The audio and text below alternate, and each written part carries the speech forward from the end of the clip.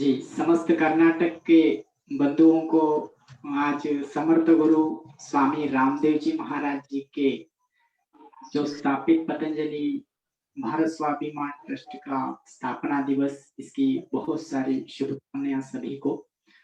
आइए आज वेद मंत्र के साथ प्रारंभ करेंगे आज का सत्र सत्संग।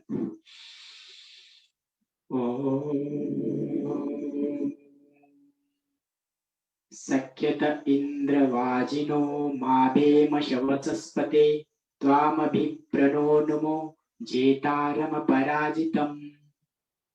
ओम विश्वानि देव सवितर्दुरितानि परासुव यद्भद्रं तन्न आसुव।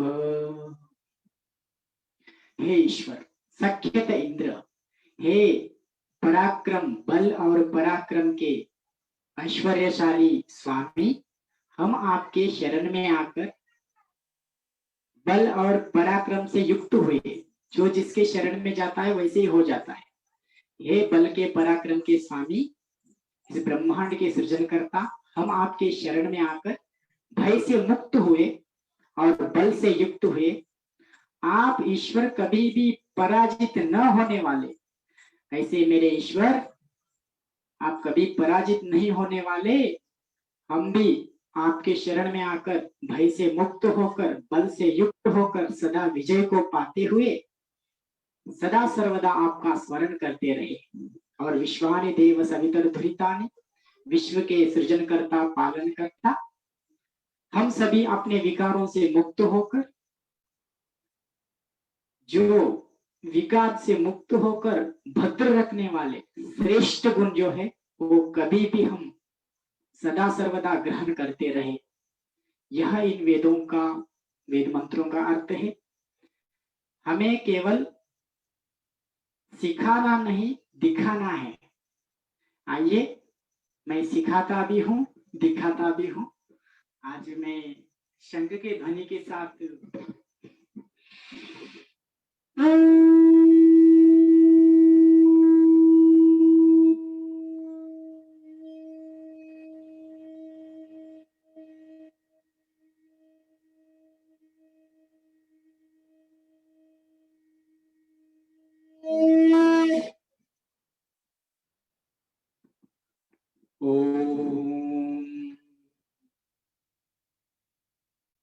सर्व प्रकाश रूपोस्मि विवेकोस्मि शिवोस्म्यहम् षड्विकार विहीनोस्मि कामादि रहितोस्म्यहम्।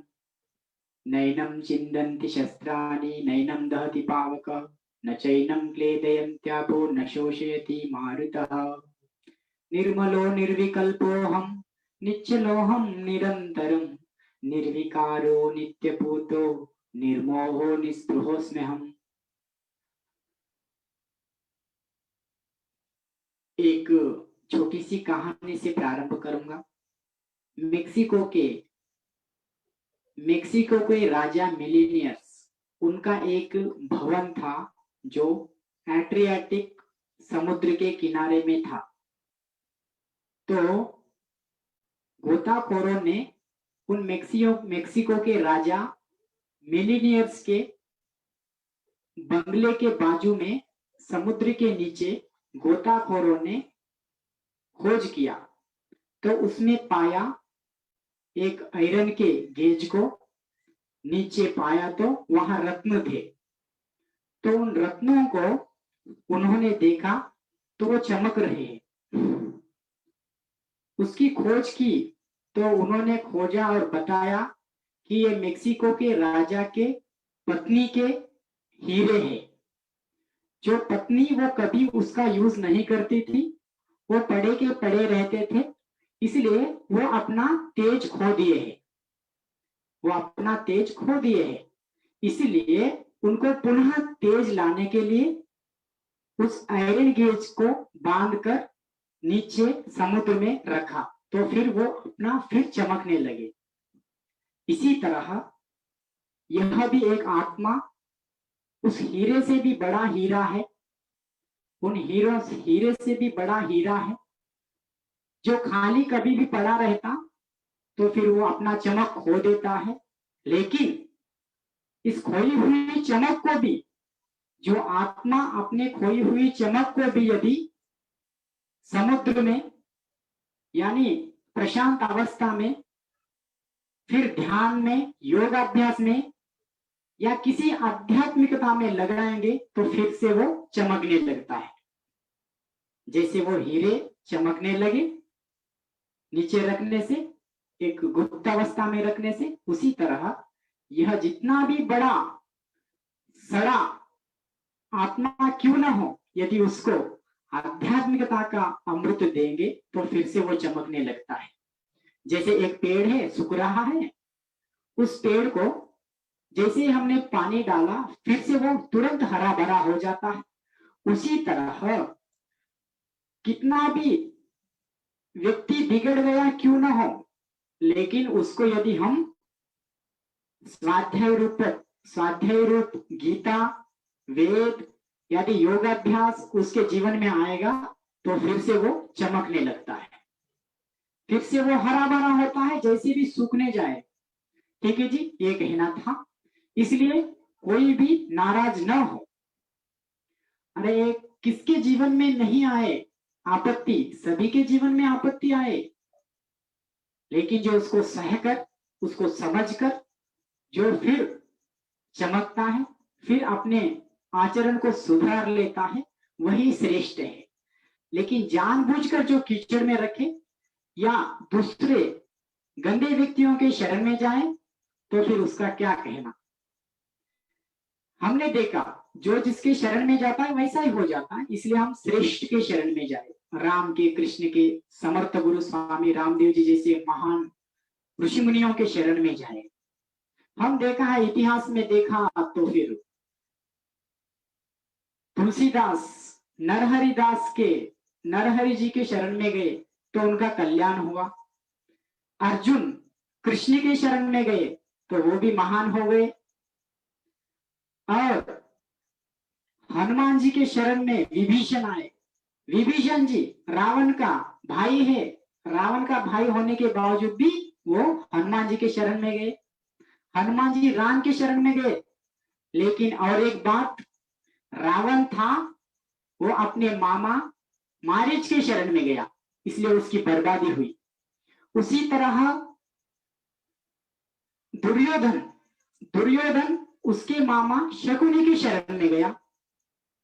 हम किसके शरण में जाते हैं, हम किसके सांगत्य में हैं, उसका प्रभाव बहुत पड़ता है। इसलिए ये जानबूझकर देखिए, आजकल के लोग भी बड़े रोगों में झुलस रहे, बर्बाद हो रहे, लेकिन किनके शरण में जा रहे, वो बड़े बड़े हॉस्पिटलों के शरण में जा रहे। यदि वही लोग पहले ही prevention is better than cure, इसको समझते हुए पहले ही यदि योग के शरण में आएंगे तो फिर उनका कल्याण ही होगा। आजकल देख रहे युवा पहले साधुओं के शरण में तो नहीं जा रहे, योग के शरण में तो नहीं आ रहे, लेकिन अनेक उसके समस्याओं से, कोई धातु समस्या से, कोई वेट डिसीज से, कोई इनफर्टिलिटी प्रॉब्लम से गायनेकोलॉजिस्ट के शरण में जा रहा है। वो गायनेकोलॉजिस्ट, कुछ लोग बोलते हैं आप जैसे बताते हैं वैसे नहीं बताते, उल्टा पुल्टा बताते हैं। इस तरह लोग उधर इधर भटक रहे हैं।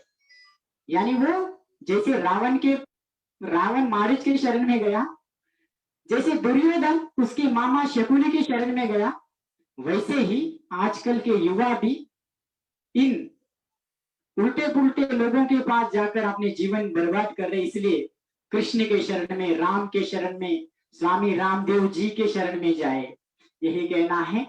देखिए, आप सभी योग शिक्षक है, बनने जा रहे हैं, तो फिर आपको अपने आचरण से आचरण सिखाना है। मैं तो हर पल ये याद रखता हूं, मेरे आचरण से आचरण सिखाऊंगा, केवल व्याकरण नहीं, जो भी व्याकरण है वो आचरण में सिखाऊंगा। यह मेरा प्रण है, यह मेरा संकल्प है। आप सभी इसी संकल्प से चले। तो इसके लिए क्या करना है, अपना आचरण सुधारना है। जो जैसे हो पीछे का भूल जाइए, भविष्य की चिंता नहीं, अतीत का दर्द नहीं, बस everyone please live in present. ये याद रखेंगे तो फिर आनंद ही आनंद रहेगा, इसमें कोई संशय नहीं। इसीलिए रात का भोजन कम करें। हम गीता के अनुसार जीना चाहिए। जो व्यक्ति गीता के स्वाध्याय के साथ अपना आचरण करता है वो कभी भी जीवन में उलझता नहीं, लेकिन केवल रटने में है लोग। केवल रटना नहीं, फिर मरने के बाद अपने शव के नीचे रख रहे हैं, टेप रिकॉर्ड लगा रहे हैं। मरने के बाद क्या सुनेगा खाक? जब जिंदा है तभी सुनना है, उसका आचरण लाना है। और जो भी हम श्लोक उच्चारण करते उसका अर्थ भी पता होना चाहिए। अर्थ के बिना व्यर्थ है। वो श्लोक जो होता है वो छिलका जैसा है, छिलके जैसा, लेकिन उस श्लोक का अर्थ जो है उसके अंदर के बीज के समान है। हम केवल छिलके को देखना नहीं है, केवल छिलके को खाना नहीं है, उस छिलके को निकाल कर उसके बीज को खाकर पोषक तत्व को पाना है। यानी हर एक श्लोक को अर्थपूर्वक मनन चिंतन करते हुए उसके अनुसार आचरण करना चाहिए, तभी जरूर प्रोडक्टिविटी होती है, तभी जीवन मंगल में होता है। एक श्लोक है, युक्ताहार विहारस्य युक्त चेष्टस्य कर्मसु युक्त स्वप्नावबोधस्य योगो भवति दुःखः। ये जो श्लोक है इसके अनुसार जो चलेगा तो फिर उसका जीवन मंगल ही मंगल है। युक्ताहार विहार, हर एक योग साधक को जो समाज का भला करना चाहता है, जो जगाना चाहता है, उसको जागना पड़ेगा। जागा हुआ व्यक्ति ही पूरे जगत को जगा सकता है। इसलिए पहले अपना सूर्य स्वयं बन जाए। जलता हुआ दीपक ही हजारों लाखों करोड़ों दियों को जला सकता है, जैसे स्वामी रामदेव जी खुद जलकर जगत को जगा रहे हैं। उनको बारंबार प्रणाम। हर एक व्यक्ति इसी तरह जगे अपने जीवन में। युक्त आहार विहार करे। युक्त आहार विहार भी कहा, अच्छे अच्छे जगह विहार करे, इसमें कोई गलती नहीं है, लेकिन बुरे कर्मों में जो विहार करता है वो बर्बाद होता है। इसलिए युक्त आहार करे, यानी हर एक व्यक्ति भोजन को कम करे। देखिए हम योग शिक्षक हैं, हम खुद साधना करना है और साधना कराना है तो जरूर रात का भोजन हल्का करे और हमारा भोजन 8 बजे से पहले हो। यदि 9 बजे से पहले हो, यदि 9 बजे से बाद में है तो फिर वो जीवन में कुछ नहीं कर पाएगा। और रात को ज्यादा भी नहीं खाना है। ठीक है, आप दोपहर को खा सकते हैं थोड़ा ज्यादा, लेकिन रात को ध्यान रखकर जो रात का भोजन कम करता है वो सुबह जल्दी जगता है।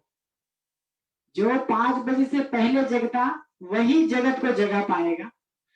जो जागत है वो पावत है, जो सोवत है वो खोवत है। जो जागत है वो पावत है, जो सोवत है वो खोवत है। आप तभी जागोगे और पाओगे जब आप रात का भोजन कम करोगे।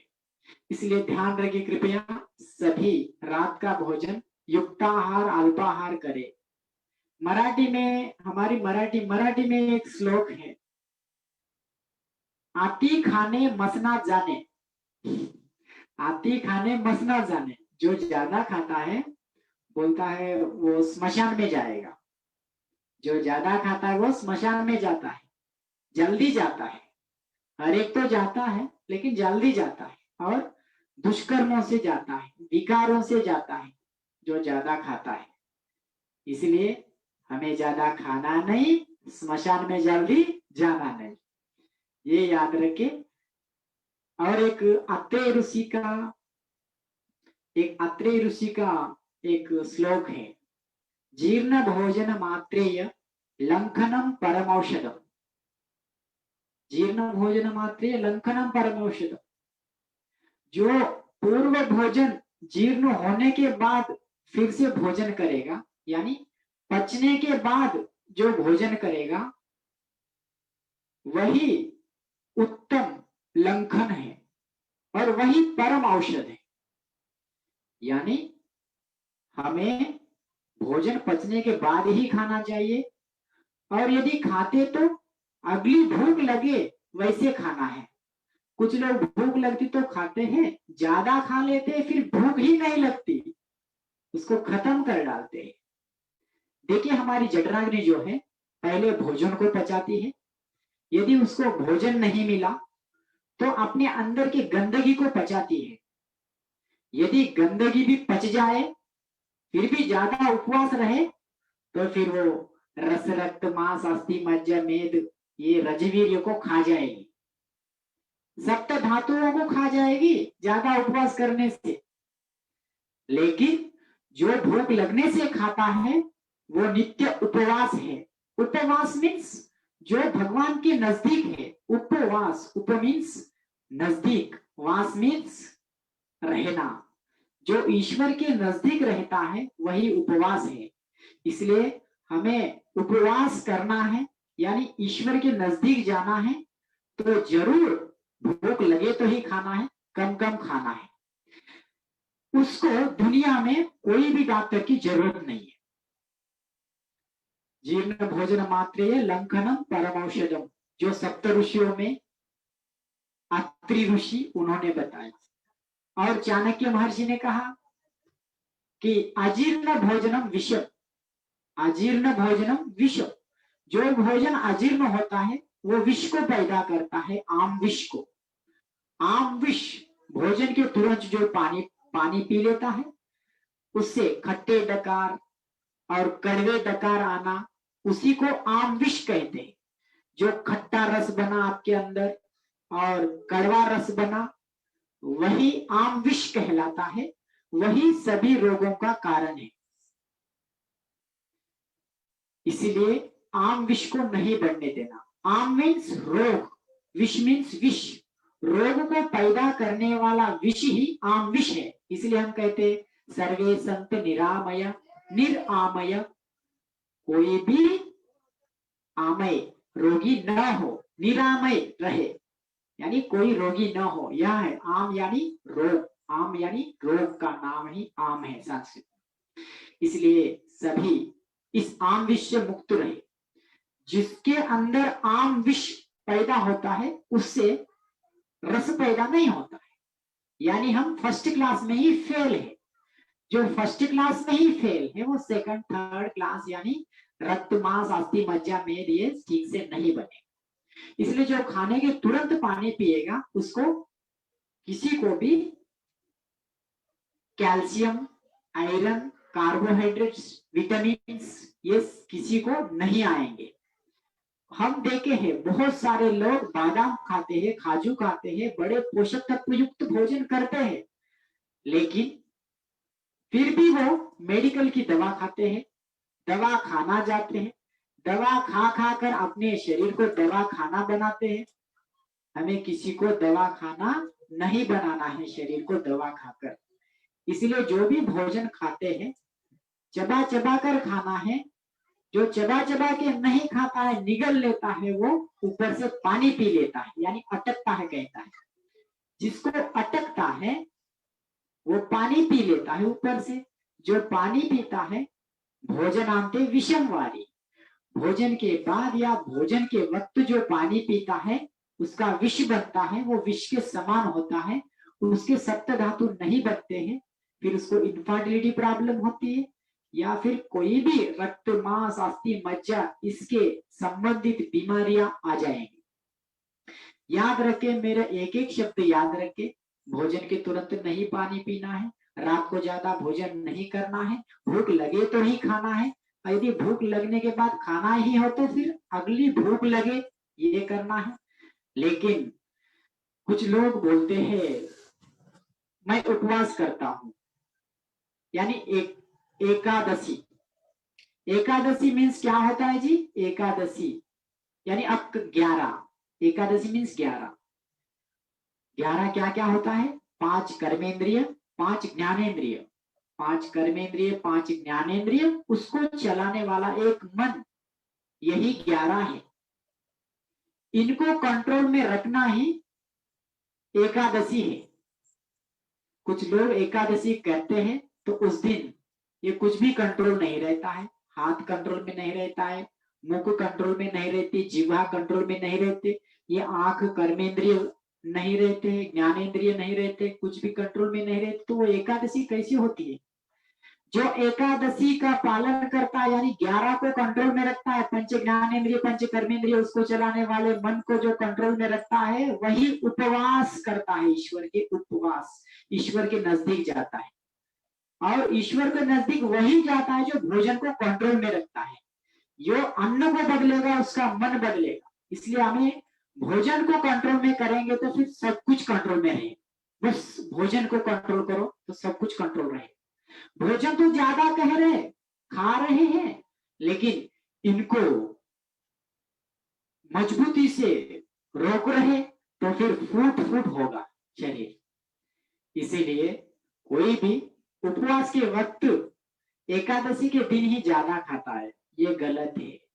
हम देखते हैं जिस दिन उपवास होता है उसी दिन टोस्ट खाता है, तीन बार चाय पीता है और जूस पीता है, चुड़वा खाता है, पूरा जिस दिन नहीं खाता, सामान्य दिन नहीं खाता, उपवास के दिन ही ज्यादा खा लेता है कचरा, वो फिर कचरा कर डालता है। जिसके अंदर कचरा होता है उसके यहाँ कचरा होता है, जिसका यहाँ कचरा होता है तो फिर कर्मेंद्रिय ज्ञानेंद्रिय कैसे कंट्रोल में रहेंगे? ये एक बात रही। और एक वो सोचता है मैंने दिन भर उपवास रहा, कोई रहा तो भी बिना खाए रहा तो भी कोई सुबह दोपहर शाम 3 टाइम का नहीं खाया तो कब खाएगा? रात को खाएगा। तो पता है सुबह का भी खा लेगा, उपवास रहेगा तो भी सुबह का भी खा लेगा, दोपहर का भी खा लेगा और शाम का भी, ये तीनों मिलाकर रात को खाएगा। फिर कहाँ रहा? गड़बड़ है। जिस दिन गड़बड़ नहीं होती उसी दिन ज्यादा गड़बड़ होती है, ये ध्यान रखने वाली बात है। इसलिए जो उपवास करना चाहते, एकादशी का व्रत रखना चाहते, वो सुबह 1 गिलास गुनगुने पानी के साथ गुनगुने पानी में 1 चम्मच पतंजलि घी डालकर पी लीजिए सुबह, फिर दिन भर अच्छा रहता है। एक बार खाया योगी, 2 बार खाया भोगी, 3 बार खाया रोगी। ठीक है, इसमें भी कुछ लोग गड़बड़ करते हैं। कोई एक सोचता है मैं 1 बार खाता हूं, मैं योगी हूं लेकिन आपको पता है वो खाता तो 1 बार खाता है लेकिन योगी नहीं है। क्यों? वो सुबह नहीं खाता है, शाम को नहीं खाता है, लेकिन दोपहर को ये दोनों टाइम का मिलाकर खा लेता है सुबह भी खा लेता है, सुबह का भी शाम का भी मिला के एक ही बार खाता है, लेकिन मिला के खाता है, तीनों मिला के एक ही बार खाता है, तो फिर वो योगी कैसा होता है? हमारे एक साधक थे, वो बोल रहे थे गुरुजी मैं 1 बार खाता हूँ, लेकिन जो 1 बार खाते वो योगी नहीं है, जो ज्यादा खा देते हैं। 1 बार तो खाता है, सुबह शाम का एक ही बार खाता है, तीनों टाइम का मिला के खाता है।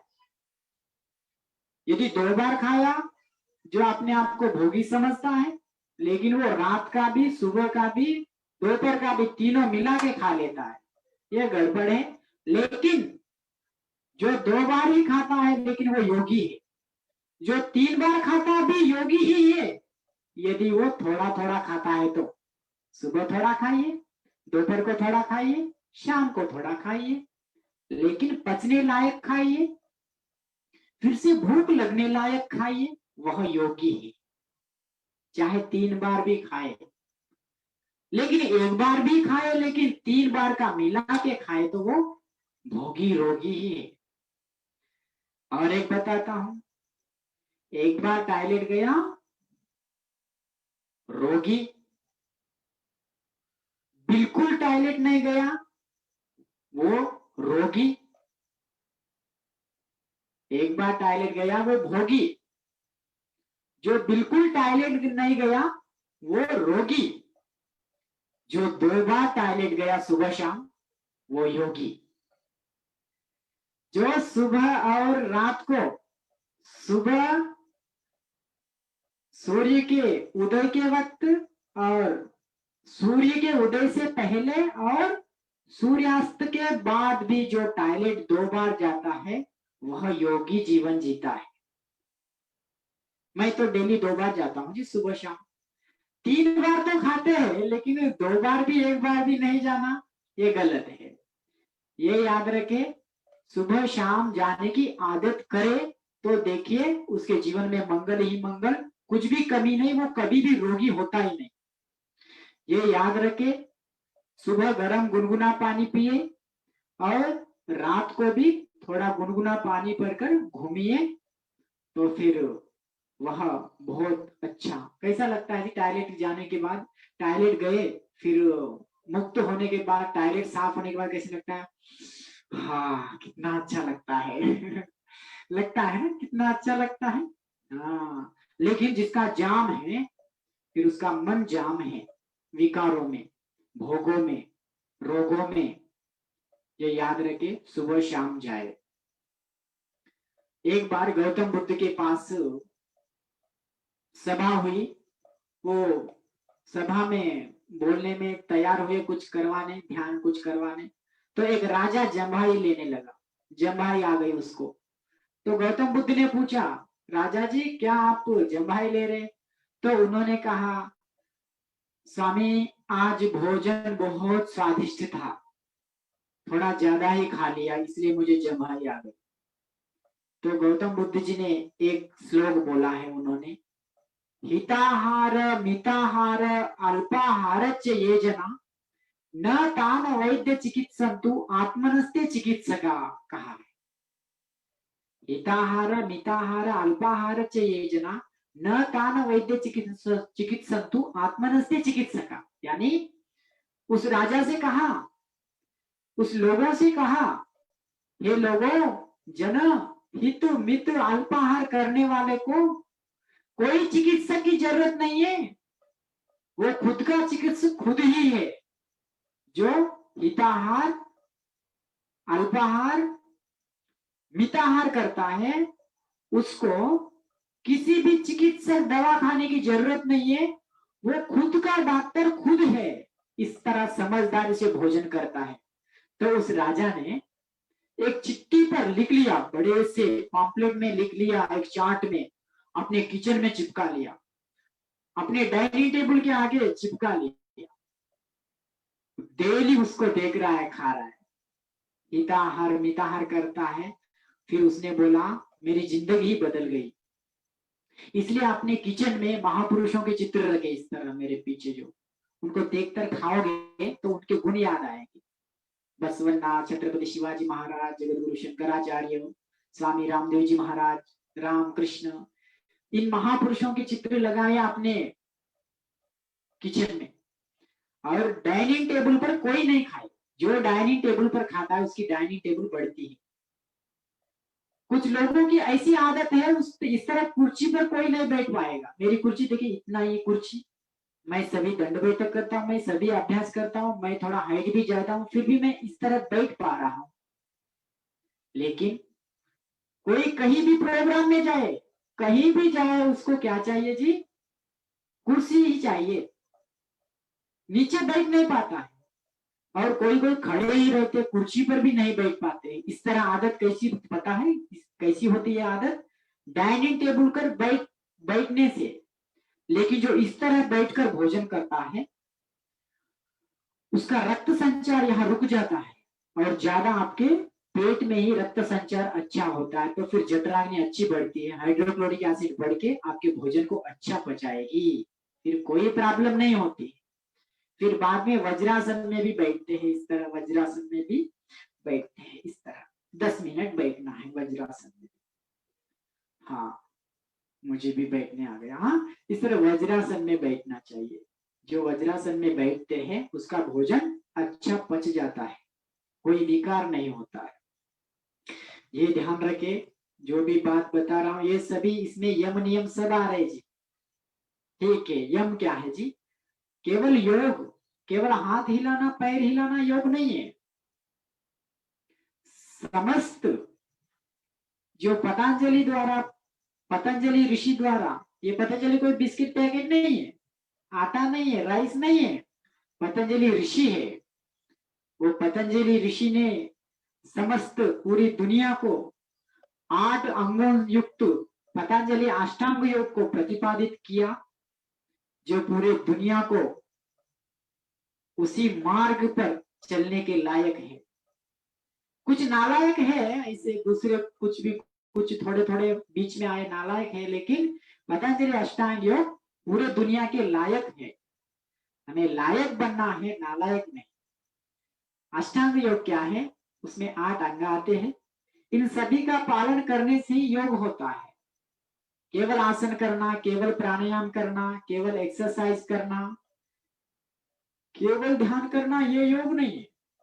इन सभी को मिलाकर चलना ही योग है। योग यानी मिलना, योग यानी मिलना, सबसे मिलाना, सबको मिलाना और सभी अष्टांगों को मिलाना, यही योग है। योग यानी मिलना, तभी मिल सकते हैं। किससे मिलना? ये सभी मिलना है। ये जब मिलते फिर और एक मिलना होता है, योग। वह योग होता है इस आत्मा का परमात्मा से मिलना। योग का अर्थ है इस आत्म तत्व को उस परमात्मा तत्व से मिलाना, वही योग है। एक आत्मा होता है, एक परम आत्मा होता है।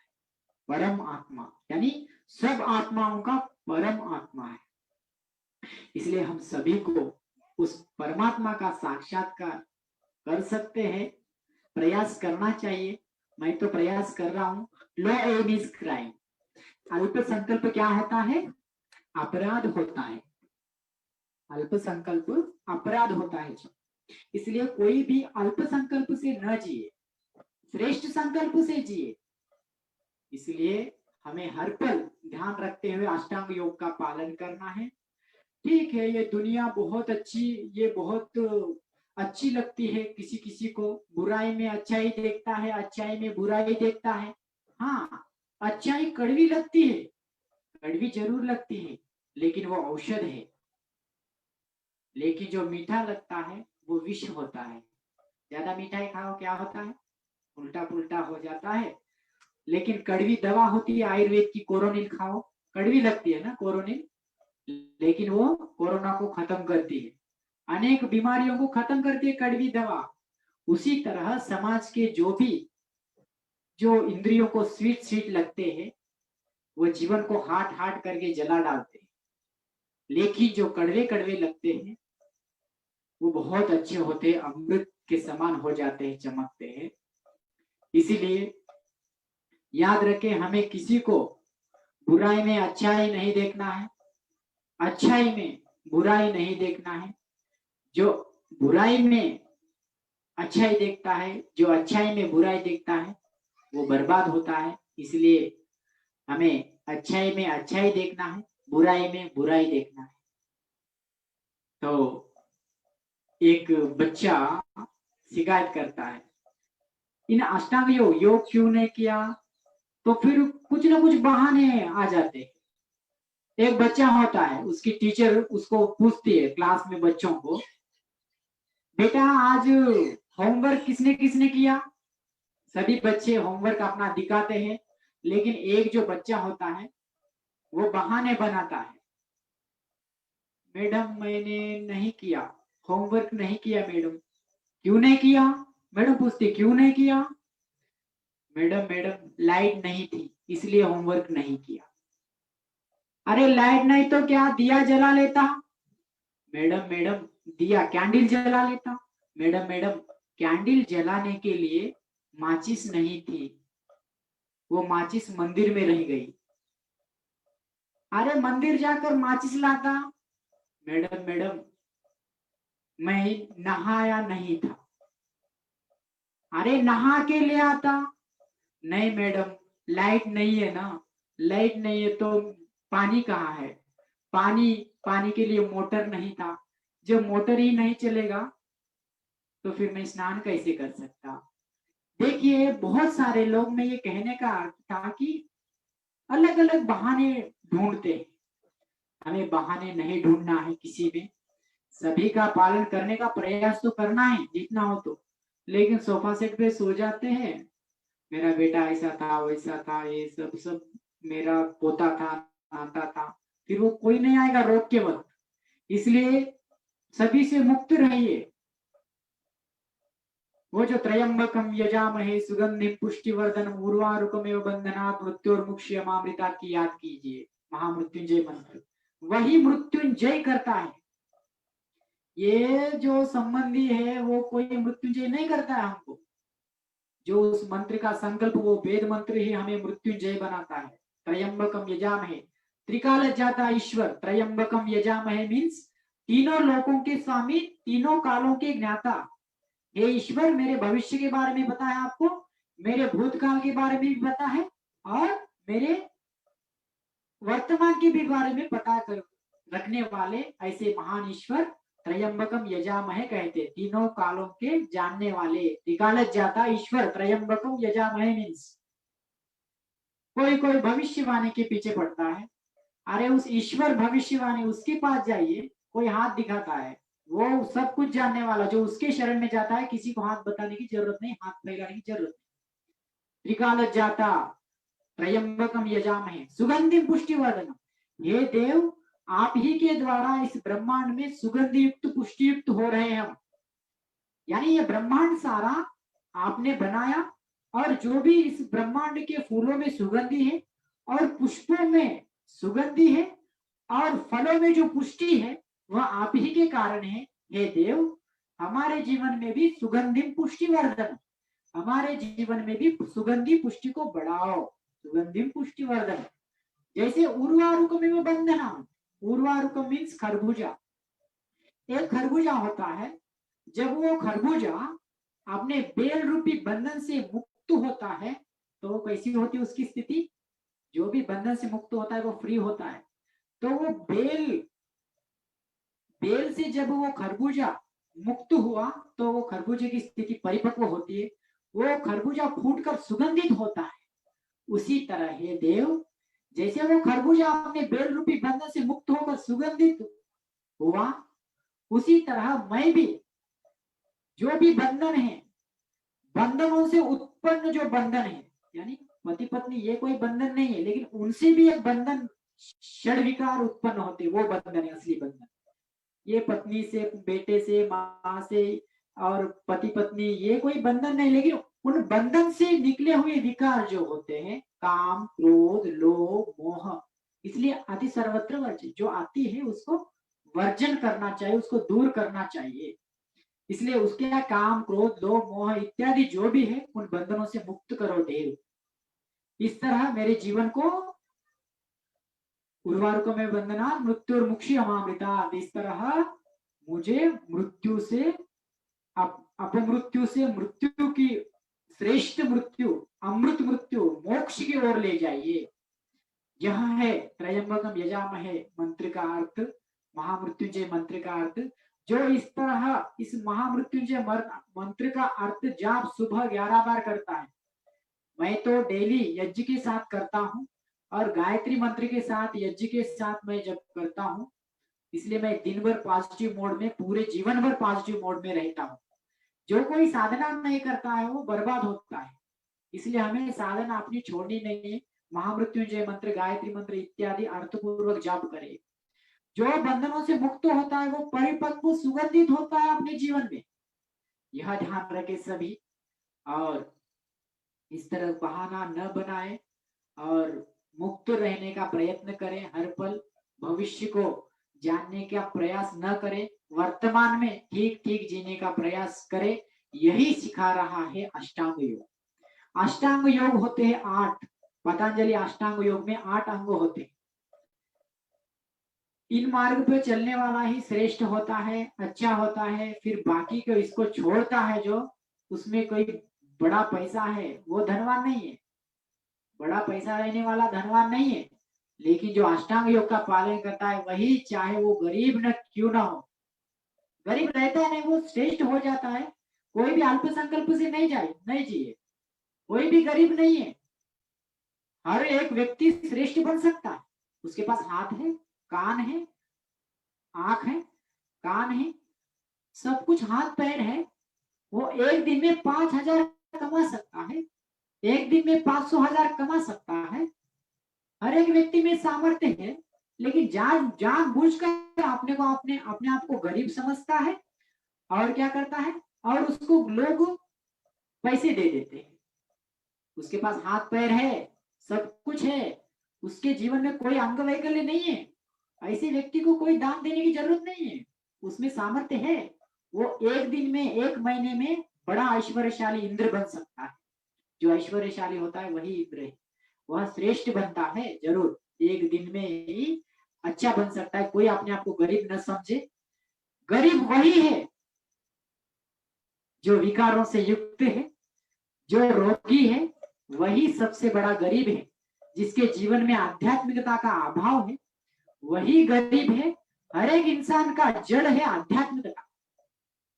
बताइए, किसी बड़े वृक्ष का जड़ ही खत्म हुआ तो फिर वो वृक्ष कैसे बच सकता है, कैसे जी सकता है वह वृक्ष। इसलिए पूरी दुनिया का जड़ है आध्यात्मिकता, पूरे दुनिया का हृदय है भारत।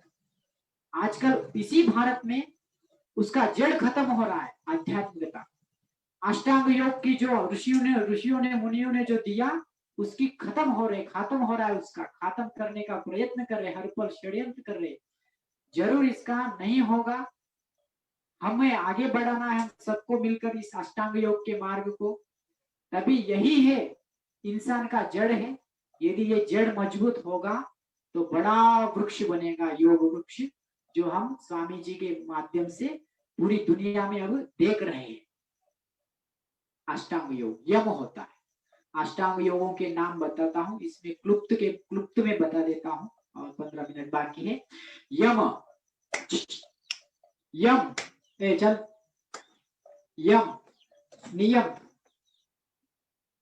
यम, नियम, आसन, प्राणायाम, प्रत्याहार, धारणा, ध्यान, समाधि, यह 8 अंगों से युक्त योग है। ऐसे तो हम देख रहे, इनके बिना यम, नियम, आसन, प्राणायाम, प्रत्याहार, धारणा, ध्यान, समाधि नहीं है। बेटा एक अंगूठी पहन लो, आपकी जिंदगी बदल जाएगी। कोई काम नहीं करता, सोफा सेट में सोकर अंगूठी पहनने से क्या होगा। बेटा यंत्र ले लो, महालक्ष्मी यंत्र ले लिया, घर बैठ गया, तो कैसे हो सकता है महान।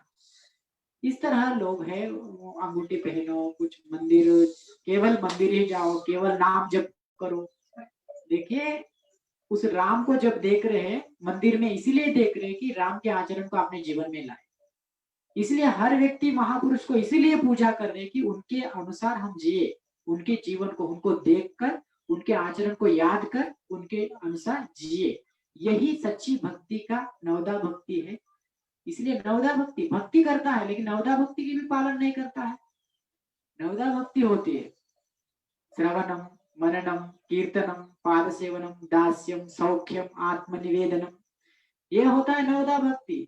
भक्ति करने वाले के अंदर ये भी नहीं होते हैं, वो तो भी अच्छी प्रोडक्टिविटी होती है नवदा भक्ति में भी। नवदा भक्ति है, अष्टांग योग है। जो नवदा भक्ति के मार्ग में जाता है, जो अष्टांग योग का पालन करता है, उसको जीवन में कोई दुनिया में हरा नहीं सकता है। मैं इसका प्रयास कर रहा हूँ, आप सभी करें, सभी आर्य बने, श्रेष्ठ बने। आर्य यानी श्रेष्ठ, जो श्रेष्ठ होते हैं आर्य कहलाते हैं। जो रुक्मिणी माता कृष्ण को आर्य कहती थी, राम को सीता माता आर्य कहकर पुकारती थी। आर्य का अर्थ है श्रेष्ठ, ये कोई जाति मजहब नहीं है। आर्य, आर्य यानी जो श्रेष्ठ होता है उसी को आर्य कहते हैं, जो श्रेष्ठ कर्म करता है। भंवरलाल आर्य जी, अशोक आर्य जी, जयदीप आर्य जी, ये जो है श्रेष्ठ कर्म करने वाले हैं, श्रेष्ठ मार्ग पर चल रहे हैं, इसलिए आर्य कह सकते हैं। आप भी अपने नाम के पीछे कोई सरनेम ना रखते हुए आर्य रख दीजिए और श्रेष्ठ काम करने में लग जाए। इसलिए नवदा भक्ति अष्टांग योग के मार्ग पर चले। यम होता है, नियम होता है, आसन होता है, प्राणायाम होता है, प्रत्याहार होता है, धारणा होता है, ध्यान, समाधि, ये अष्टांग योग होता है। यम, यम में भी 5 अंग होते हैं, 5 यम। अहिंसा, सत्य, आस्तेय, ब्रह्मचर्य, अपरिग्रह, ये 5 यमाः, यम नियम, अहिंसा, सत्य, अस्तेय, ब्रह्मचर्य, अहिंसा, सत्य, अस्तेय, ब्रह्मचर्य, अपरिग्रह, ये 5 यम होते हैं। वो यम नहीं, जो यम उसी को कहते जो हरण करता है,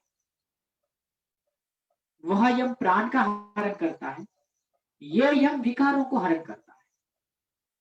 यम अहिंसा को हरण करने वाला, हिंसा का हरण करने वाला यम है अहिंसा, हिंसा का हरण करता अहिंसा। असत्य का, असत्य का हरण करता है यम, हरण करता है वह सत्य, अहिंसा, सत्य। स्तेय का, स्तेय यानी चोरी, स्तेय का, चोरी का हरण करता है वह अस्तेय। फिर ब्रह्मचर्य यानी अश्लीलता, विकार, जो कूड़ा करकट, दुष्टता का संहार करने वाला ब्रह्मचर्य है। ब्रह्मचर्य, अब्रह्मचर्य का हरण करने वाला, दुराचार, व्यभिचार का हरण करने वाला ब्रह्मचर्य है। चाहे गृहस्थी हो या कोई हो, संतान के बाद ईश्वर में लग जाए, अष्टांग योग में, नवदा भक्ति में, वेद स्वाध्याय में, मंदिरों में, प्रार्थना में, ईश्वर की उपासना में, वह गृहस्थ श्रेष्ठ ब्रह्मचारी है। हाँ, गृहस्थ कोई नाराज न हो, गृहस्थ भी श्रेष्ठ ब्रह्मचारी है, जो संतान के बाद अपने बच्चों को संस्कारित करते हुए भोग वासना से दूर रहकर ईश्वर से लिप्त रहे, वह श्रेष्ठ गृहस्थ ब्रह्मचारी। ब्रह्मचर्य में भी 3-4 ब्रह्मचर्य होते हैं। उपकुर्वाण ब्रह्मचर्य, नैष्ठिक ब्रह्मचर्य और गृहस्थ ब्रह्मचर्य। ठीक है, ये ब्रह्मचर्य का, दुष्टता का, दुराचार का, व्यभिचार का हरण करने वाला ब्रह्मचर्य है।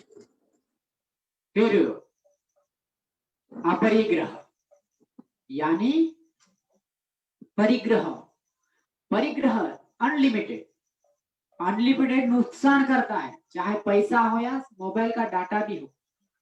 कोई अनलिमिटेड डाटा डालता है तो दिन रात उसी में पड़ा रहता है, हर काम को भूल जाता है। लेकिन लिमिटेड डाटा होता है, अरे मेरा डाटा कभी खत्म तो नहीं होगा, इसलिए वो काम करते हुए ये थोड़ा थोड़ा लिमिट में रहते हुए काम करता है। अनलिमिटेड पैसा भी बर्बाद करता है। सैलरी तो आ रही, तनख्वाह तो आ रहा है, फिर भी ऊपर से रिश्वत ले रहा है।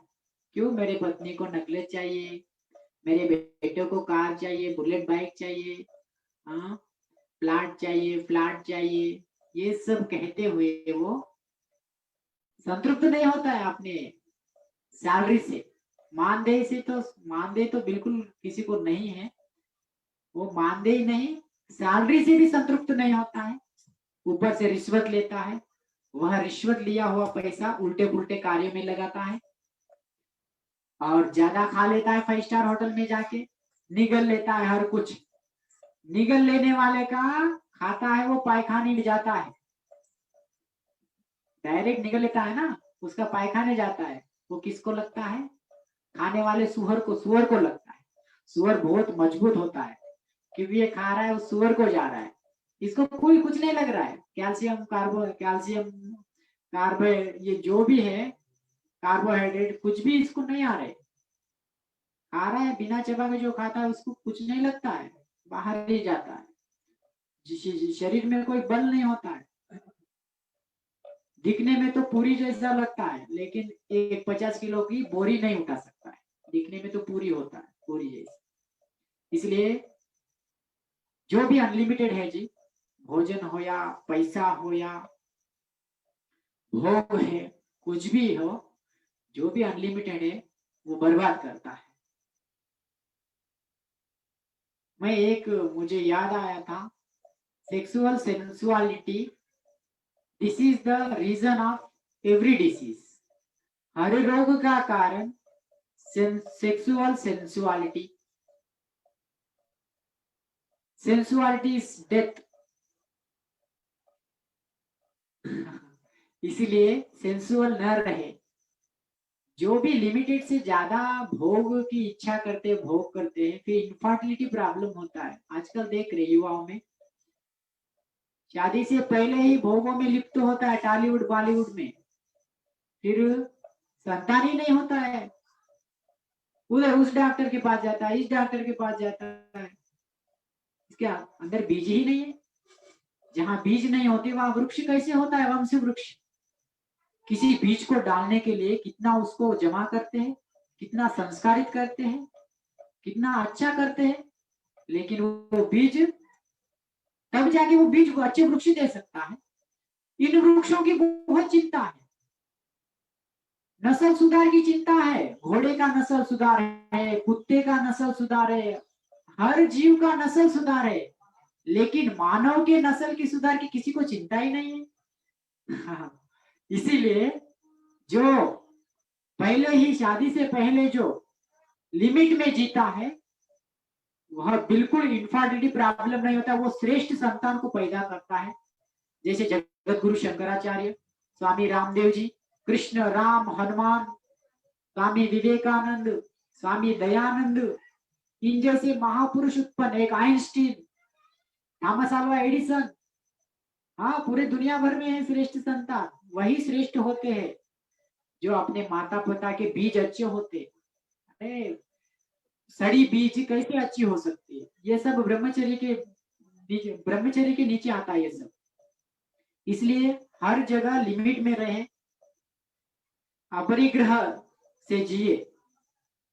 ब्रह्मचर्य अपरिग्रह, लिमिटेड में जिए हर कोई। ये है यम। अहिंसा, सत्य, आस्तेय, ब्रह्मचर्य, अपरिग्रह, ये यम। नियम होते हैं 5। नियम होते हैं 5। नियम में भी 5 होते हैं। शौच, शुचिता, शौच, संतोष, तप, स्वाध्याय, ईश्वर प्रणिधान। शौच यानी शुचिता, मैं तो पहले ही बता चुका हूं, जीर्ण होने के बाद ही भोजन करें। वही आपको मन को अंदर बाहर एक जैसे रखेगा। लेकिन छिपाता है कोई, जो अंदर शुद्ध नहीं होता है, हर विकार को छुपाता है। जो अंदर का विकार है वो बाहर विकार पैदा करता है। इसलिए अंदर बाहर एक ही रहना। जो अंदर से शुद्ध है वो बाहर से शुद्ध रहता है, उसका मन शुद्ध रहता है, यही शुचिता है। यत्र यत्र स्थितो देव सर्वव्यापी महेश्वर, यो गुरु सर्वदेवानां श्री शिवाय नमो नमः। यानी हर एक जगह ईश्वर का दर्शन करे, शुद्धता के साथ जिए, वही शुचिता है। जो अंदर पेट को शुद्ध रखता है उसी के इंद्रिय शुद्ध रहते हैं, यही शुचिता है। संतोष, संतोषात अनंत सुख लाभ। संतोष में अनंत सुख लाभ होते हैं, अनंत लाभ होते हैं सुख। देखिए एंजॉयमेंट में सुख जो ढूंढते हैं, एंजॉयमेंट में जो सुख ढूंढते हैं, भोग विलासों में जो सुख ढूंढते हैं, वो संतोषी नहीं होता है। पहले सुख में संतोष नहीं है। जो पहले सुखी होता है बाद में दुखी होता है। लेकिन पहले जो संतोष रहने लायक जो कर्म करता है वह बाद में सुख अनंत लाभ को प्राप्त करता है। इसलिए पहले तप करे, पहले संतोष होने लायक कर्म करे। यानी संतोष वही रह सकता है जो सेवा कर सकता है। सेवा के कर्म में ही संतोष है, सेवा करने में ही संतोष है। मैं हर जगह जाता हूँ, योग सिखाता हूँ, उसी में संतोष है। बताइए क्या आपको एसी सुख दे सकता है? ध्यान सुख दे सकता है? सोफा सेट सुख दे सकता है? क्या संतोष है उसमें? एसी में संतोष नहीं है, फैन में, कूलर में, सोफा सेट में, इसमें संतोष नहीं है। सेवा करने में संतोष है, जैसे स्वामी जी सेवा करते हैं। इसलिए उनके ऊपर कितने भी भार हो, कभी सोनिया गांधी खींचती थी, कभी वृंदा कारक खींचती थी स्वामी जी को। हाँ, आपने ऐसा किया वैसा किया, स्वामी जी के ऊपर 100 पता नहीं कितने केस है। स्वामी जी बोलते हैं, दुष्टों के द्वारा डाले हुए केस मेरे केसों जितने केस हो, फिर भी स्वामी रामदेव नहीं डरेगा, बोलते हैं स्वामी जी। संतोष रहते हैं। इतना प्रभाव होने के बाद, इतना दबाव होने के बाद भी स्वामी जी संतोष में रहते हैं, क्योंकि वो देश की सेवा करते हैं, दुनिया की सेवा करते हैं। इसी तरह मुझे एक याद आई, हॉकी के जादूगर हुए हमारे देश के ध्यानचंद। ध्यानचंद जो हॉकी के जादूगर, तो 1936 में ओलंपिक हुए, उसमें जर्मनी वालों ने भाग लिया और हमारे भारत से ध्यानचंद ने भी भाग लिया। तो ध्यानचंद जी ने 1 और 15 गोल्स से जीते। 15 गोल्स से ध्यानचंद ने जीता, तो सब अचरज हो गए, आश्चर्यचकित हो गए। तब एक मशहूर, तब का एक नियंता था हिटलर, जर्मनी का कौन था, हिटलर। वो उस खेल में मौजूद था बैठ के। उन्होंने ग्राउंड में आकर इस ध्यानचंद के लाठी को, इस ध्यानचंद को जो, उसको जो बैट है उसको चेक करो, उसमें चुंबक लगा होगा। अरे अकेला व्यक्ति 15 गोल कैसे कर सकता है, 15 गोल से कैसे जीत सकता है, चेक करो। उन्होंने उस बैट को तोड़ के देखा हॉकी के, लेकिन उसमें कुछ नहीं था। लेकिन एक कमरे में हिटलर ने ध्यानचंद को एक कमरे में लाया, कमरे में लाकर उनको बोला, आप हॉकी खेलने के अलावा और क्या करते हैं? तो ध्यानचंद ने कहा, मैं मिलिट्री में जमींदार हूं, कमांडर हूं, मैं मिलिट्री में काम करता हूं। ध्यानचंद ने आंसर दिया, जवाब दिया। तो हिटलर पूछता है, हिटलर बोलता है, आपके भारत ने आपको क्या दिया? आप खेलो, हॉकी खेलो, लेकिन जर्मनी के ओर से खेलो, आपके भारत ने आपको क्या दिया? तब ध्यानचंद जी बोलते हैं, गरजते हुए बोलते हैं कि मेरे देश का कर्तव्य नहीं है, मुझे क्या करे, देश का कर्तव्य नहीं है, मेरा कर्तव्य है मेरे देश को मैंने क्या किया। भाड़ में जा तेरे पैसे, भाड़ में जाए तेरे पैसे और तेरा पद। मैं मेरे भारत का नमक खाया हूं, मेरे भारत की सेवा करूंगा, मेरे भारत की सेवा में, उन्नति में ही मेरा संतोष है। इस तरह उन्होंने संतोष की परिभाषा दी उस हिटलर को। उसके दांत हिल गए हिटलर की। ऐसे हमारे देश में है, इस तरह देशभक्ति होती है, ये होती है देशभक्ति। ऐसे ही लोग बोलते हैं कहीं कहीं गया तो, अरे आपने क्या किया स्वामी रामदेव जी ने, आपको क्या देते हैं स्वामी जी? स्वामी जी मुझे क्या देते ये जरूरत नहीं मुझे, मैंने स्वामी जी के द्वारा जो कर रहे सेवा कार्य, मैंने उसमें कितना भाग लिया ये जरूरी है मुझे, उसी में संतोष है, सेवा में ही संतोष है। इसलिए मैं इस सेवा को कभी नहीं छोड़ूंगा, इसी में संतोष है। मुझे पैसों में या खाने में संतोष नहीं चाहिए, परिग्रह में अनलिमिटेड में चाहिए, अनलिमिटेड में न चाहिए। लिमिटेड पैसा तो चाहिए, धर्म से मूलम अर्थम अर्थस्य मूलम राज्यम चाहिए, लेकिन इससे ज्यादा मुझे नहीं चाहिए। मैं सेवा ही करना चाहता हूँ, सेवा में ही संतृप्ति है। स्वामी जी क्या कर रहे हैं, अपने जीवन को छोड़ दिए, पूरा जीवन देश के लिए दे दिए। स्वामी जी हमारे लिए क्या करें, जरूरत नहीं है, हमारे लिए क्या करें जरूरत नहीं है, हम स्वामी जी के लिए क्या करें ये जरूरत है। यही संतोष है, सेवा में ही संतोष है। इसलिए सेवा करते रहे, हर एक संतोष रहता है। इसलिए आप सभी योग शिक्षक जो भी है, जरूर 10-10 लोग, 15-15 लोगों को सिखाए योग, तभी जाके आप में आनंद होगा। जो सेवा करता है उसमें कोई रोग नहीं होता।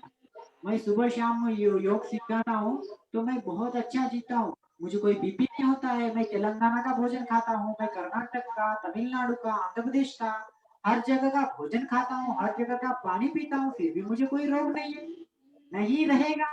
क्योंकि मैं सेवा करता हूँ, मैं संतोषजनक जीवन जीता हूँ। यही है संतोष। संतोषात अनंत सुख लाभ। लेकिन तभी सेवा कर सकते हैं जब आपके बारे में आप सोचते हैं। इसलिए हमें अपने बारे में, खुद के बारे में सोचना है। खुद के बारे में जो सोचता है वही दूसरे के बारे में सोच पाएगा। इसलिए आप हरदम साधना करते हुए जरूर सेवा करें, उसी में संतोष है। जब संतोष है तप करे, हर एक तप करे। जो तपयुक्त जीवन जीता है वही आनंद में होता है। यानी सुख आए दुख आए, उस द्वंद्वों को मुक्त होकर, उन द्वंद्वों से मुक्त होकर स्थिर रहे, वही श्रेष्ठ है। यानी सुख आए वक्त हंसना नहीं, दुख आते वक्त रोना नहीं, हरदम स्थिर रहना, वही तप है। चाहे जमीन पर सो, जमीन पर सोना ही तप है। मैं जहां भी जाता हूँ जमीन पर सोता हूँ।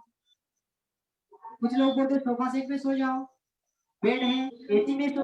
आपके घर में सोफा सेट एसी है, दूसरी की जगह नहीं मिलेगा, तब मुझे नींद नहीं आती। एक आज मेरे यार की शादी है, बोलता एसी में सोते सो के धूप काल में। आज मेरे यार की शादी कहते हुए यार के शादी में जाता है, रात को आकर बेड पे सोता है, हॉस्पिटल में सोता है। जीवन में तप नहीं होता। इसलिए तप करे, द्वंद्वों का सहन करे, वही तप है। जो तप के साथ जीता है वही रोग मुक्त होता है। तप फिर स्वाध्याय, दूसरा कैसा है नहीं, फिर खुद के बारे में स्वाध्याय करें। तो अध्याय, मैं कैसा हूँ, वो कैसा ये कैसा नहीं, मैं कैसा हूँ, मेरे बारे में मैं सोचता हूँ। मैं दिन भर क्या किया, आज मेरे दिन भर कार्य कैसे अच्छे हुए कि नहीं। यदि अच्छे कार्य हुए तो मैं इसको बढ़कर कल करूंगा। यदि मुझसे बुरा कार्य कर्म कोई हुआ तो फिर मैं कल इसको रिपीट नहीं करूंगा। यह हर कोई आत्मनिरीक्षण करे। मुझे भी स्वामी जी योग निरीक्षक पद दिए, कि मुझे निरीक्षण की याद आती है। इसीलिए आत्मनिरीक्षण की करे। इंस्पेक्शन ऑफ सोल, आपका आत्मनिरीक्षण करे सुबह और शाम। शाम को ऐसे बैठ जाइए, मेरे सुबह से क्या हुआ, मैं किस किस से बात किया, उल्टा पुल्टा तो बात, उल्टा कर्म तो कुछ नहीं हुआ। हे भगवान, आज कोई उल्टा हुआ तो मैं इसको कल नहीं करूँ। यदि मेरा कोई अच्छा हुआ तो फिर मैं इसको जरूर करूंगा। यदि अच्छा कर्म हुआ तो यही स्वाध्याय है। वही स्वाध्याय कर सकता है जो श्रेष्ठ गुरु के चरण में रहता है। जो श्रेष्ठ गुरु होता है, जो ब्रह्म ज्ञान देता है, जो ब्रह्म साक्षात्कार करवाता है, वही श्रेष्ठ गुरु है।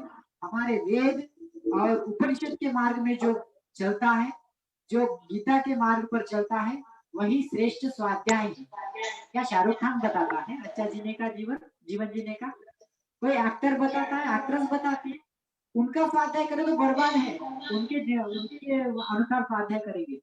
लेकिन श्रेष्ठ गुरुओं के जीवन के अनुसार जो स्वाध्याय करता है, उनके जीवन जैसा मेरा जीवन जिए, यानी सत्य को जो प्रदर्शित करता है वही स्वाध्याय है। यानी स्वाध्याय, मैं कैसा रहूं, मुझे केवल ऋषि मुनि बताते हैं। मैं ये एक्ट्रेस बताने जैसे मैं नहीं जीऊंगा। सत्य जो जो सत्य को बताता है वही स्वाध्याय है।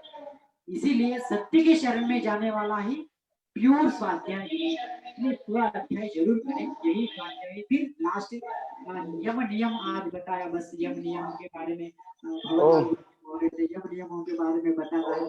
तो यम हो गया, अभी नियम का भी होने वाला है। ईश्वर प्रणिधानानि, ईश्वर प्रणिधानानि यानी कर्मण्यवाधिकार से माँ फलेषु कदाचन, कर्म करो और उसके फल को ईश्वर के ऊपर छोड़ दो, यही ईश्वर प्रणिधानानि। जो मालक का काम तो करता है, सैलरी की आशा नहीं करता है, वही ईश्वर प्रणिधानानि है उसके प्रति।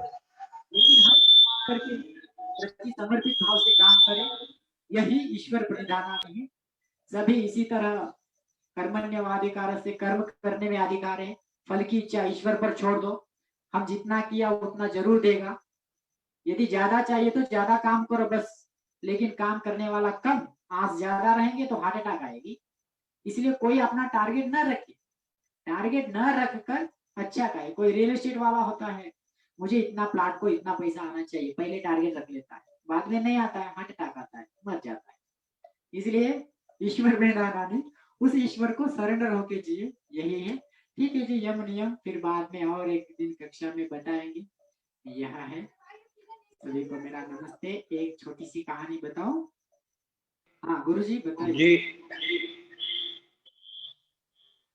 जी अशोक जी, समय अभी अनुमति नहीं दे रहा है, तो पूरे कर्नाटक के साधकों की ओर से आपका बहुत बहुत साधुवाद। इनको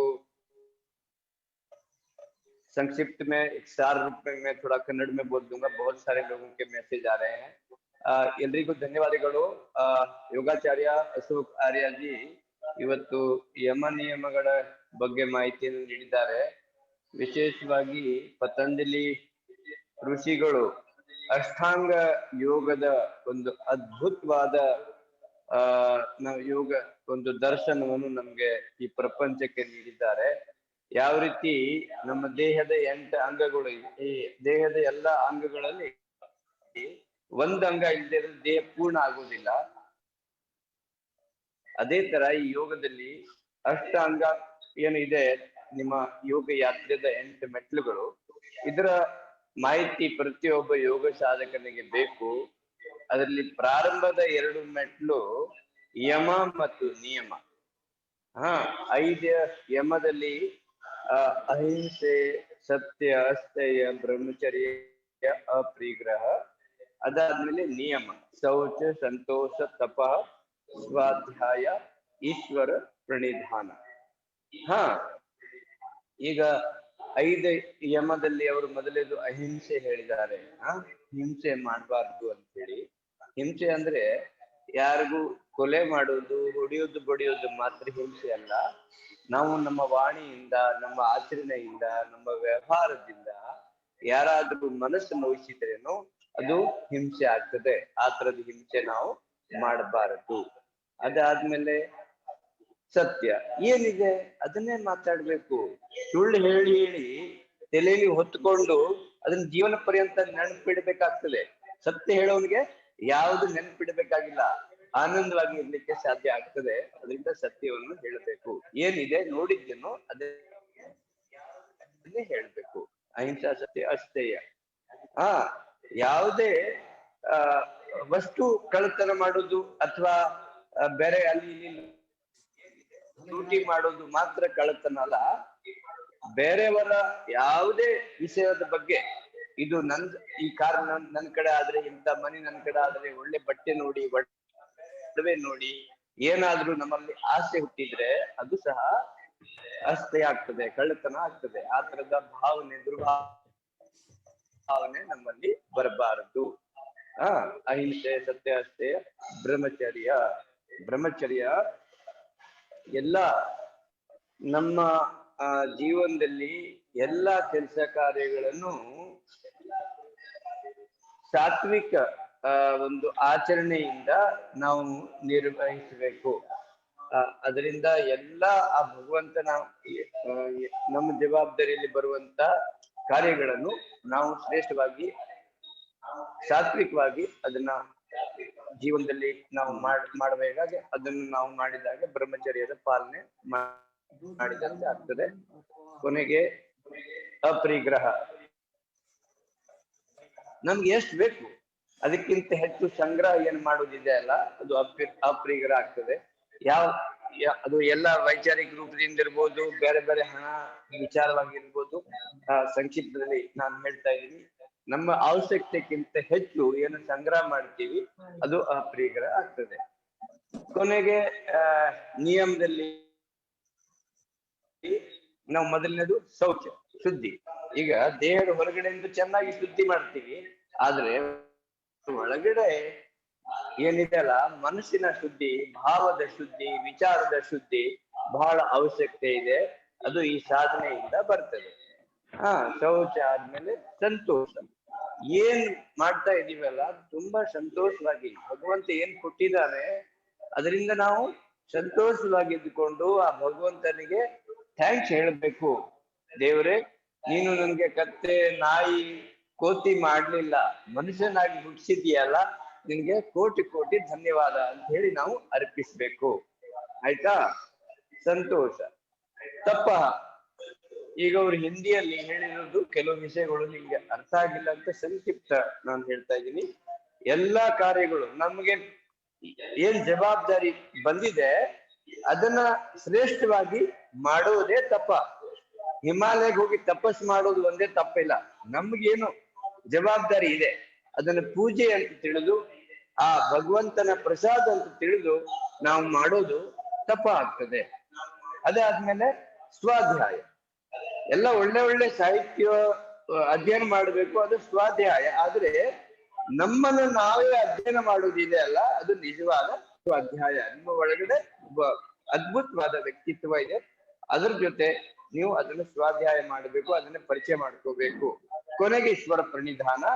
ನಾವು ಮಾಡುವಂತ ಎಲ್ಲಾ ಕಾರ್ಯಗಳನ್ನು ಆ ಭಗವಂತನಿಗೆ ಅರ್ಪಿಸುವುದು, ಸಮರ್ಪಿಸುವುದು, ಇದು ಈಶ್ವರ ಪ್ರಣಿಧಾನ. ನಾನ್ ಮಾಡೀನಿ ಅಂತ ಈ ರೋಗದಿಂದ ಹೊರಗಡೆ ಬಂದು ಎಲ್ಲ ಭಗವಂತ ಮಾಡಿದಾನೆ, ಅವರ ಪ್ರೇರಣೆಯಿಂದ ಆಗ್ತಾ ಇದೆ ಅಂತ ಹೇಳಿ ಮಾಡುವುದೇ ಈಶ್ವರ ಪ್ರಣಿಧಾನ. ನಾವು ಸೇವೆ ಮಾಡೋದ್ರಿಂದ ನಮ್ಮ ಚಿತ್ತದ ಶುದ್ಧಿ ಆಗ್ತದೆ. ಚಿತ್ತದ ಶುದ್ಧಿ ಆದಾಗೆ ಯೋಗ ಪ್ರದರ್ಶನ ಆಗೋದಿಲ್ಲ, ಅವಾಗ ಪ್ರಭು ದರ್ಶನ ಆಗ್ತದೆ, ಆ ಭಗವಂತನ ದರ್ಶನ ಆಗ್ತದೆ ಅಂತ ಹೇಳ್ತಾ ಈ ಸಾರ ರೂಪದಲ್ಲಿ ಕೊನೆಗೆ ಒಂದು ವಿಚಾರ ಹೇಳಿ ಇವತ್ತಿನ ಸತ್ಸಂಗ, ಯಾಕಂದ್ರೆ ಸಮಯ ಆಗ್ತಾ ಬಂತು, ಇಲ್ಲಿಗೆ ನಾವು ಮುಕ್ತಾಯ ಮಾಡೋಣ. ಯೋಗಾಚಾರ್ಯ ಅಶೋಕ್ ಆರ್ಯಜಿ ಅವರಿಗೆ ತಮ್ಮೆಲ್ಲರ ಪರವಾಗಿ ಅನಂತ ಅನಂತ ಧನ್ಯವಾದಗಳನ್ನು ಅರ್ಪಿಸಿ, ನಾಳೆ ಬೆಳಗ್ಗೆ ಮತ್ತೆ ಈ ಯೋಗ ಯಾತ್ರೆಯಲ್ಲಿ 6ನೇ ದಿನದ ಈ ಒಂದು ಅಭ್ಯಾಸಕ್ಕೆ ನಾವೆಲ್ಲರೂ ಭೇಟಿಯಾಗೋಣ. ಮತ್ತೊಮ್ಮೆ सभी कर्नाटक वासियों की ओर से आपका बहुत बहुत धन्यवाद, साधुवाद, ओम प्रणाम। बहुत सारे मैसेज आ रहे थे कि कुछ लोगों को जो बिल्कुल ही हिंदी नहीं समझ में आती है, तो थोड़ा सार रूप में इनको 5 मिनट में बता दिया। और फिर बहुत जल्द हम आपसे 8 तारीख में मिलेंगे। 8 तारीख आपका सत्र है, तो अभी विदाई लेते हैं। धन्यवाद। ओम शुभ रात्रि।